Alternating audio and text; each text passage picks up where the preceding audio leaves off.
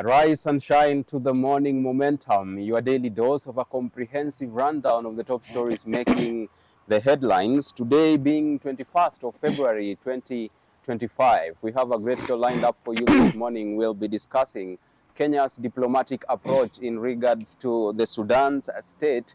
But before then, let's take a look at the top stories making the headlines on the papers this morning. We start with the Daily Nation. MP's fury over secret 73 billion shillings in Mbadi budget. Now, which between 4.263 trillion shillings and 4.336 trillion shillings is the right figure? That is the big question this morning. In a spectacle that rekindles the infamous computer typing era debate that marred the 2008-2009 budget, the National Assembly's Finance Committee yesterday demanded answers on two conflicting figures on the country's total expenditure in the next financial year. The National Treasury officials who are caught unaware could not provide an immediate answer when pressed by MPs. That story is beefed up for you on page 4 and page 5 of the Daily Nation this morning. Also on page 12, Africa eyes tech-savvy youth to grow economies. Now, Africa is increasingly lagging behind in technological advancement, despite the continent's large tech-savvy youth population. Speakers at the 5th edition of the Nation Digital Summit in Diani, Kwale County, said yesterday, even as they noted the opportunities that is ahead. You want to catch up with more of that on page 12. On page 3 of the Daily Nation this morning, Christmas in captivity. My 15 days of horror at the hands of abductors. That story is beefed up for you on page 3. The ordeal that one of the abductees underwent. On the cover page this morning, crisis as private hospitals to suspend SHA in payroll. You'll catch up with that on the cover page. On page 215, DCI and NIS officers charged over killings of 2 Indians linked to 2022 Ruto campaign, and that story is beefed up for you on page 2. Let's take a quick look at the Standard this morning. On the front page, the top story is the butcher. Now, Sudan's Rapid Support Force generals are in Nairobi to sign pacts. However, underneath the veneer of peace talks is a history of bloodshed and displacements of the international community has described as the Darfur genocide, where 300,000 lives were lost. That story is beefed up for you on page 4. Also on the Standard this morning, why state bites its tongue on housing levy. That story is beefed up for you on page 7. Now, prepare for tolls on highways. You will catch up with more insights on that on page 27. And also on the Pulse this morning is beefed up for you inside the Standard. On sports news, Riz carries Kenya's hopes in Muthaiga. This is all about golfing. Now, as I told you earlier this morning, we are discussing Kenya's current diplomatic approach in regards to the RSF forces who are supposed to sign an agreement yesterday at KICC. Later on, the venue was changed to a hotel in Westlands, and eventually the things did not go as planned, and that's what we are discussing this morning. You can join the conversation on X via our hashtag The Morning Momentum at Younib Media TV at Alfonsoh Albakwekwe. You can also send in your sentiments via our SMS line 0719144144.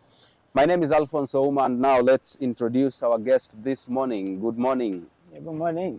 His name is Ramadan. Welcome to the show. Thank you so much. And thank you so much for making time. Thank you. Let's start with, first of all, the top story that was on the Standard newspaper yesterday. On the front page, they wrote there, the reckless duo. And let me just take you through what they said, the paper said yesterday. The government seems to be playing down what everyone sees as a diplomatic blunder. Let's stop it at that point. A diplomatic blunder. Yes. From your perspective, what does this tell us about Kenya's current diplomatic approach? Well, Alfonso, I would like to put it like when our country, Kenya, through the president, are able to facilitate a militia organization group from Sudan to come and form a parallel government in Kenya. That now tells you that's a diplomatic blunder, because this organization has involved in an act of terror in Sudan by killing thousands of citizens in Sudan just to take power. So, to my opinion, I think that is the reason. That's why we are involved in a diplomatic blunder. In your view, is this a fair assessment, or it's a misinterpretation of Kenya's intentions? Well, it's not a fair. It is a fair assessment, because I believe that if Kenya had a goodwill to solve the problem in Sudan, it will have involved both parties. The RFS, the Rapid Support Forces, and the army, because those are the ones that are, having problems when it comes to which organization, be it the army or the RSF, are the ones that are going to control the Sudan. Remember, the RFS and the army came into power in 2019 after the overthrow of Mr. Omar al-Bashir, through a demonstration that was carried out by the Gen Z of that country. Yes. So this brings me to, the sentiments of Prime CS saying that whatever it is that they are doing aligns with the country's goal of, conflict resolution with the community that is around them. What then do you think of his sentiments of saying that whatever it is that they are doing, facilitating these peace talks, is in line with the country's mission towards resolving conflict? Well, I believe he might be right as per what he said, according to what the law says in the African Union. But you remember 2023, there was this IGAD meeting that was held in Ethiopia. And we had 4 presidents. We had the president of South Sudan, Mr. Salva Kiir. We had the prime minister of Ethiopia, and the president of Djibouti, and we also had the president of Somalia, and also the president of Kenya, His Excellency William Ruto. But the 2 head of state, the president of Djibouti and Somalia, walked out from that particular meeting, citing unfair participation or judgment of the whole situation in Sudan.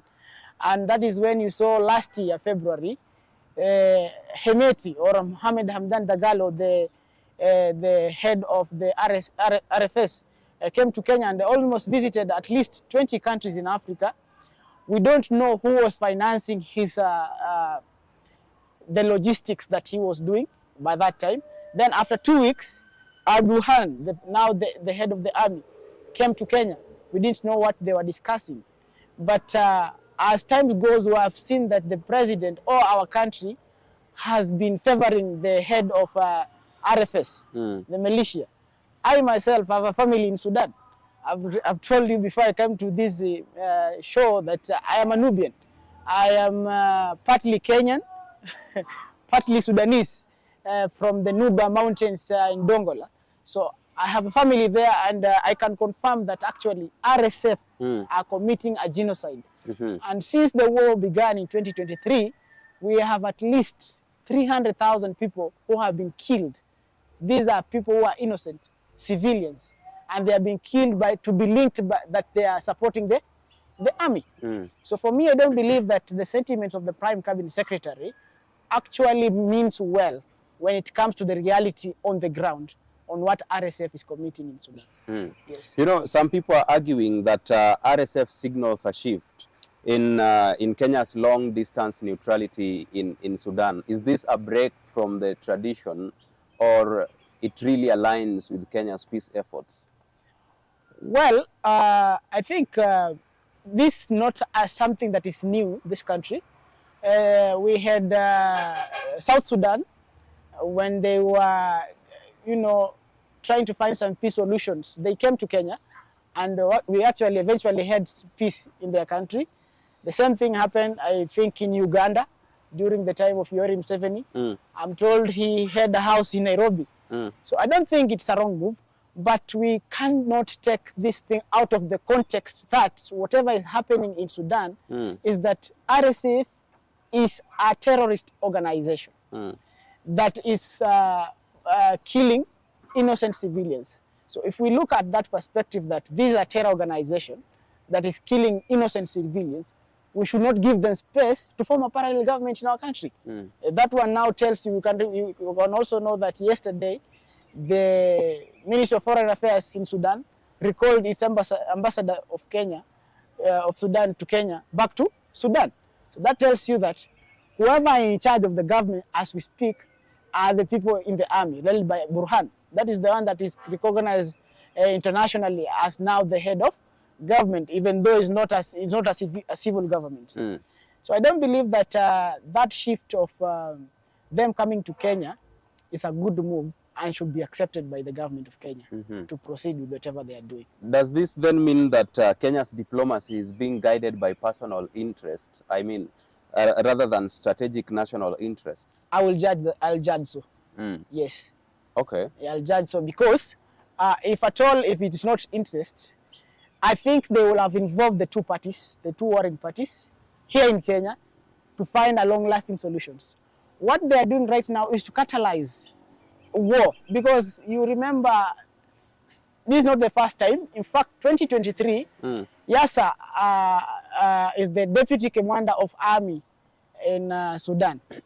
He told the president, our president, that if he continue engaging RSF, he told them, bring the army, bring it on. You mean? So they are ready for war.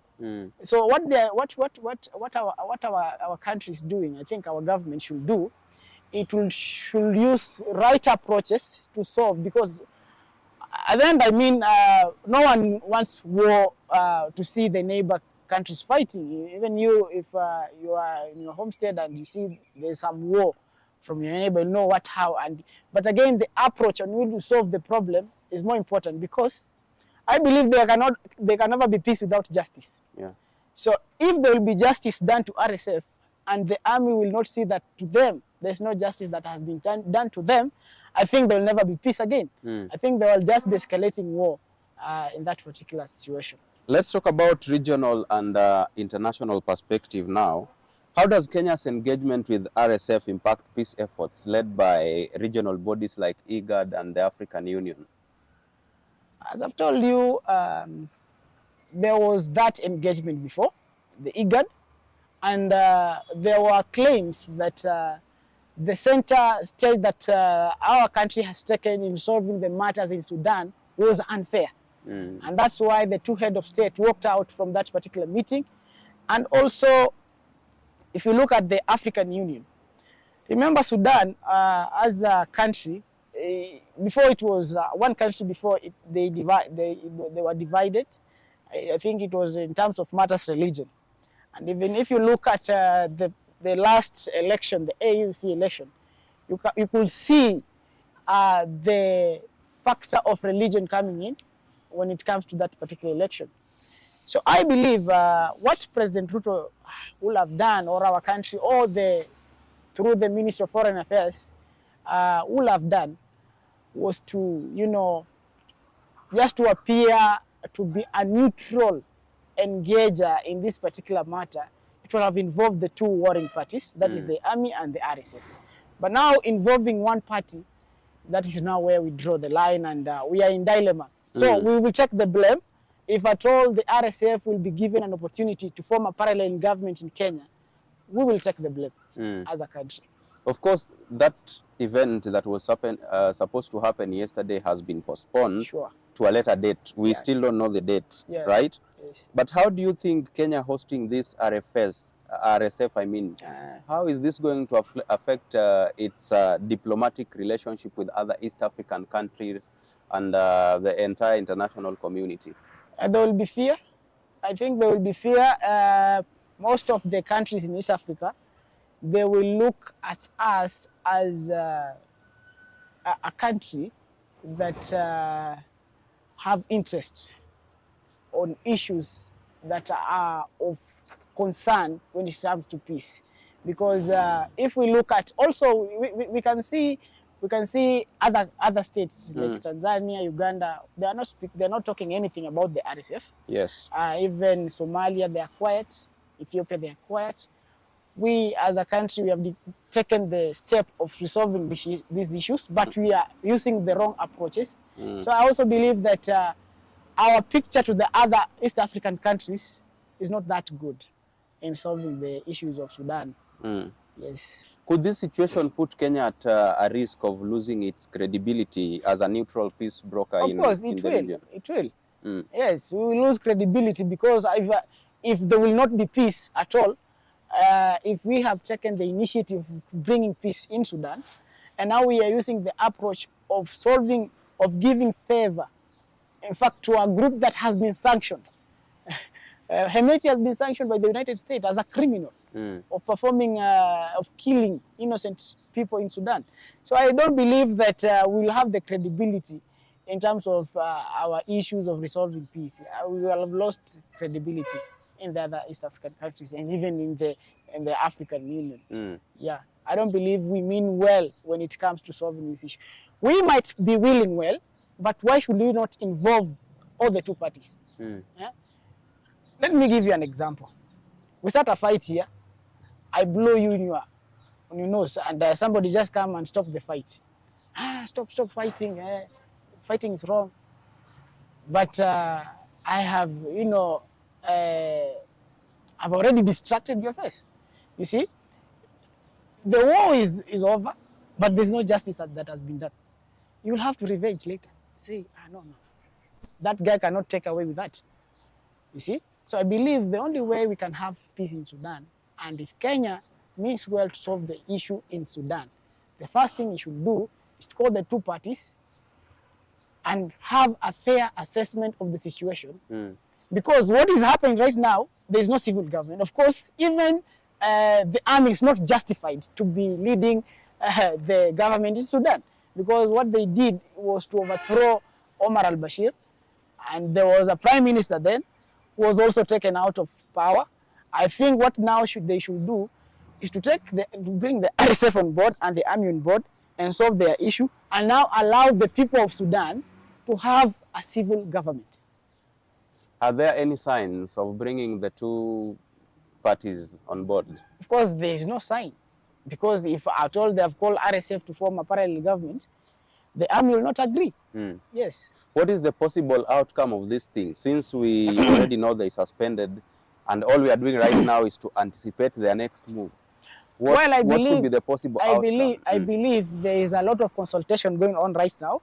I also believe that that matter is now being discussed even beyond Kenya, because I believe Sudan is also in the Arab League. I also believe that whatever the move has been taken by RSF with the government of Kenya is a matter of concern to other organizations. So I also believe there's a consultation, and right now we cannot anticipate. What I would say, the reason as to why it was postponed yesterday is because if the step that they were, or the move that they were taking, to announce, it has become like now it is going to be a threat even to them. So I think maybe they are putting the matter on hold to know the way forward.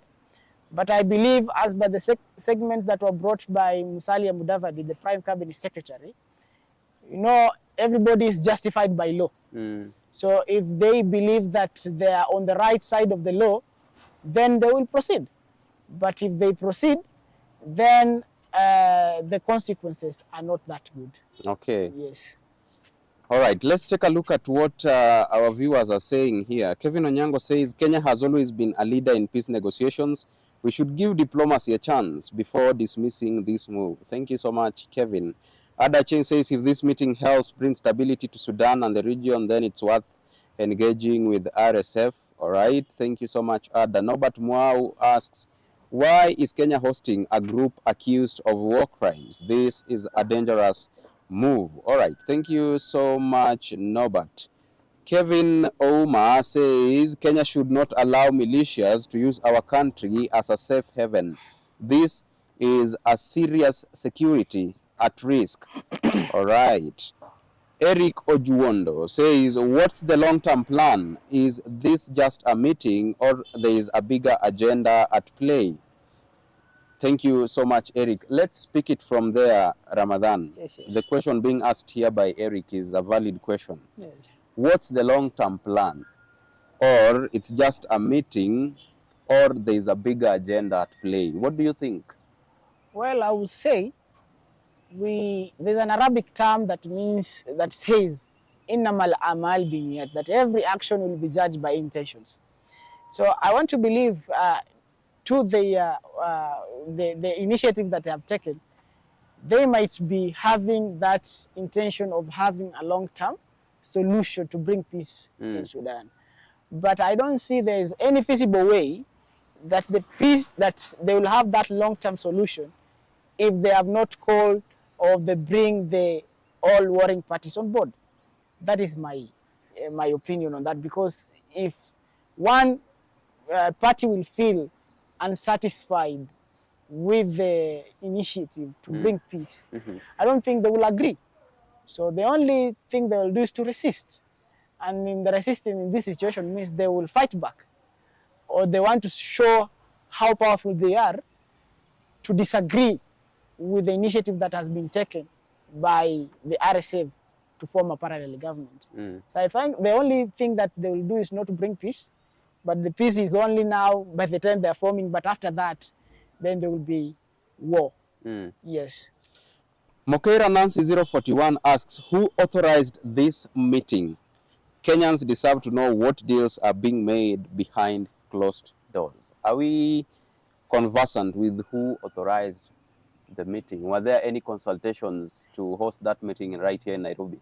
Well, I believe even when the president was in Ethiopia during the AU function, he pledged to support Sudan. I think he pledged in front of other head of states.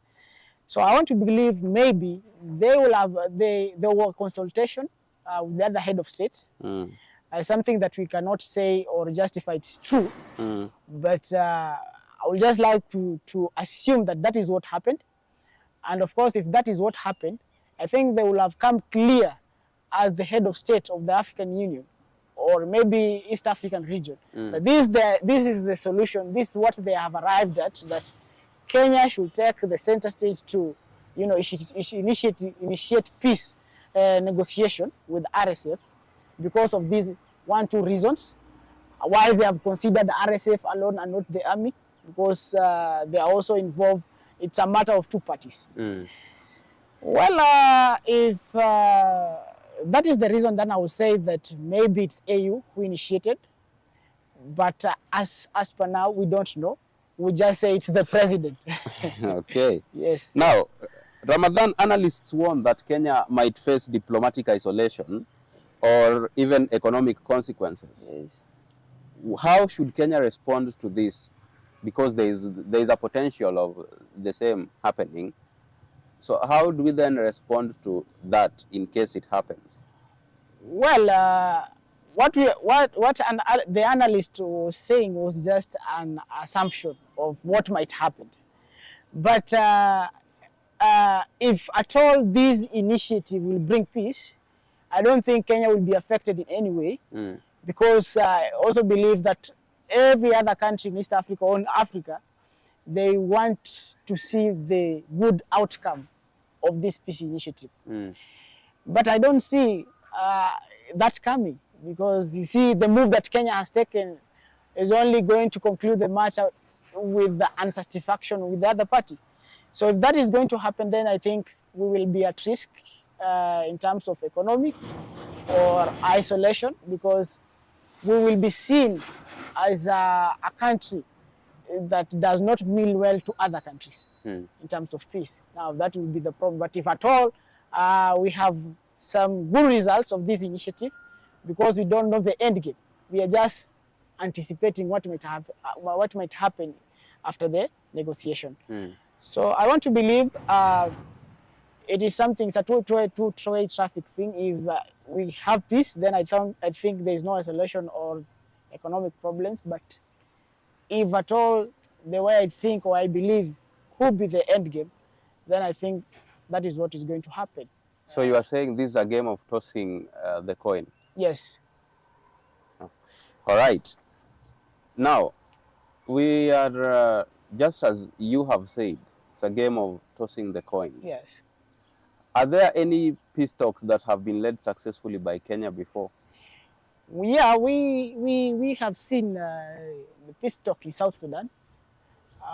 You remember the South Sudan and Sudan were once one country.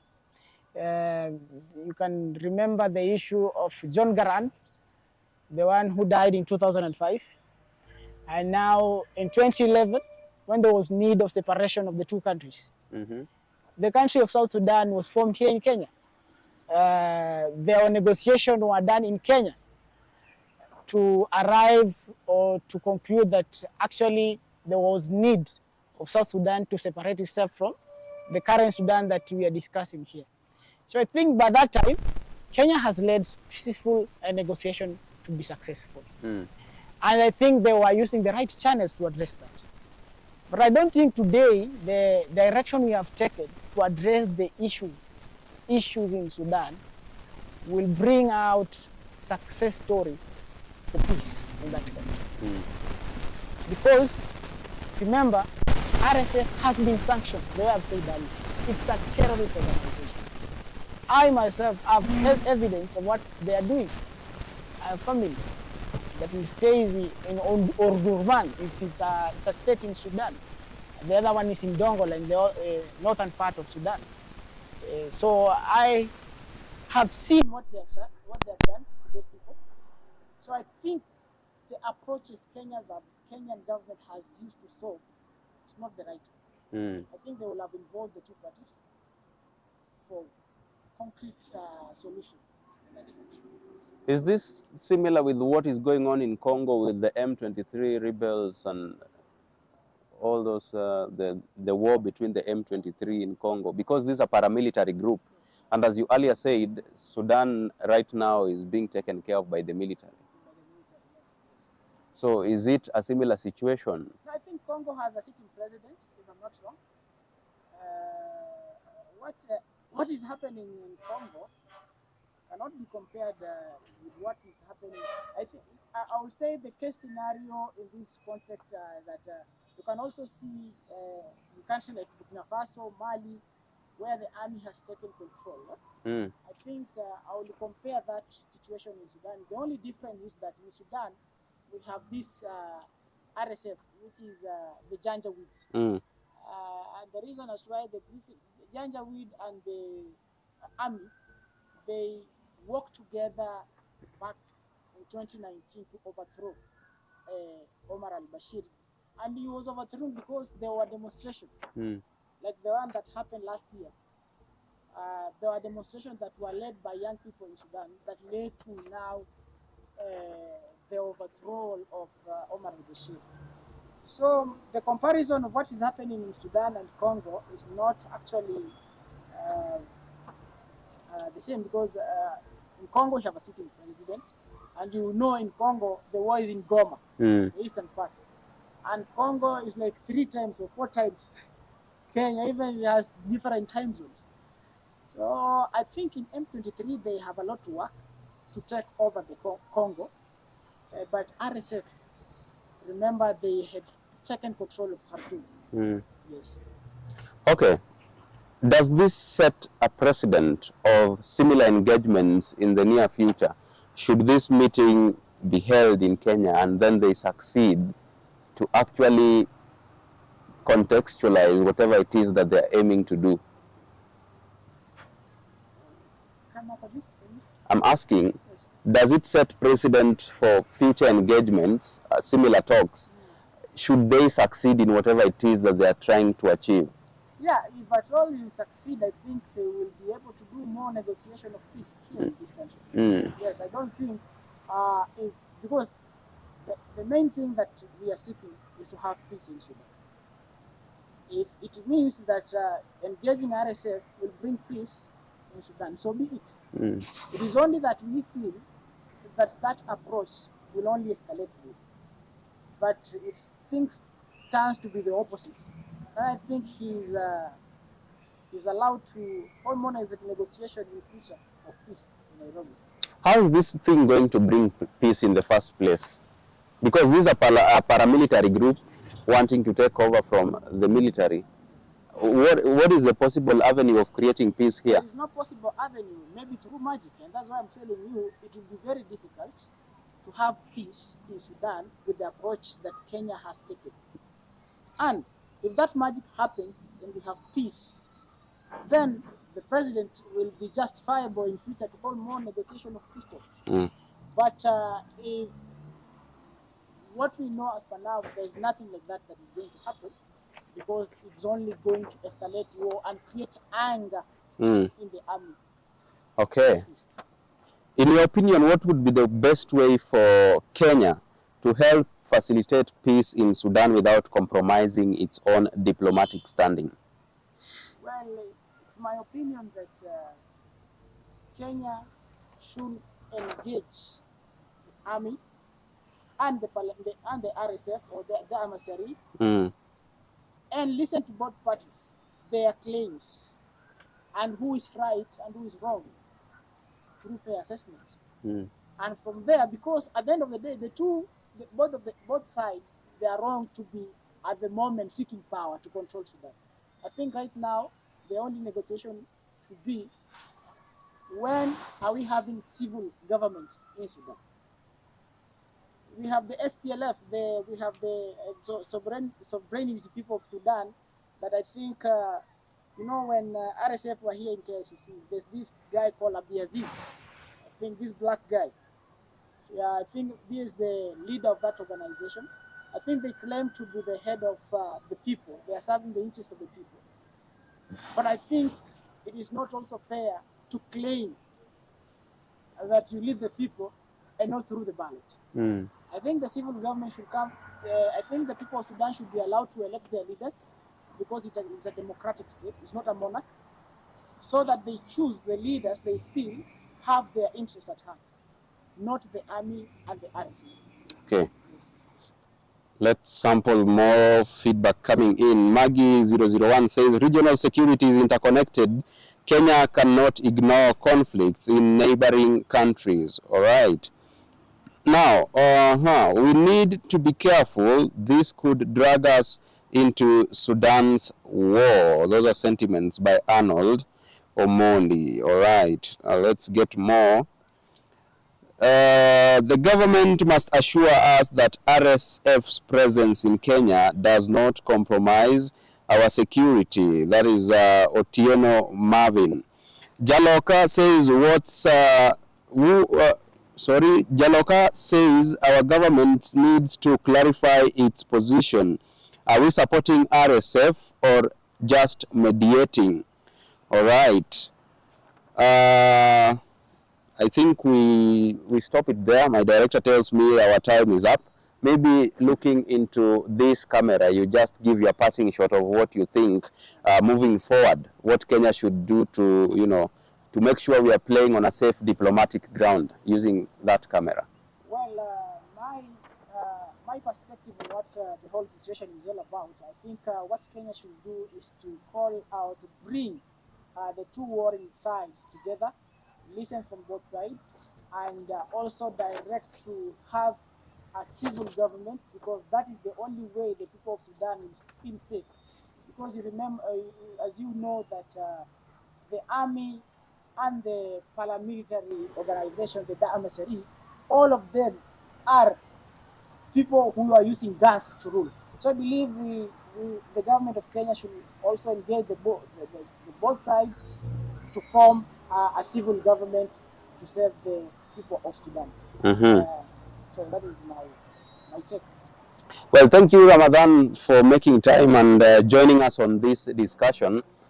We do appreciate your time, and now we've come to today's end of the morning momentum. We have been discussing Kenya's diplomatic approach with regards to the issue in Sudan, and with us this morning has been Ramadan. We do appreciate your company, and we appreciate you for choosing to watch the morning momentum and for also choosing to watch the best youth television network in Eastern Central Africa, that is Younib TV. See you on Monday, same time, same place. This morning, our heartfelt gratitude also goes to all those who made this broadcast a success. Behind the lens, Raphael, Wangila, and the Chief Controller this morning has been Peninah Wachera. Enjoy your weekend. Until then, I have been your host, Alfonsoh Ouma.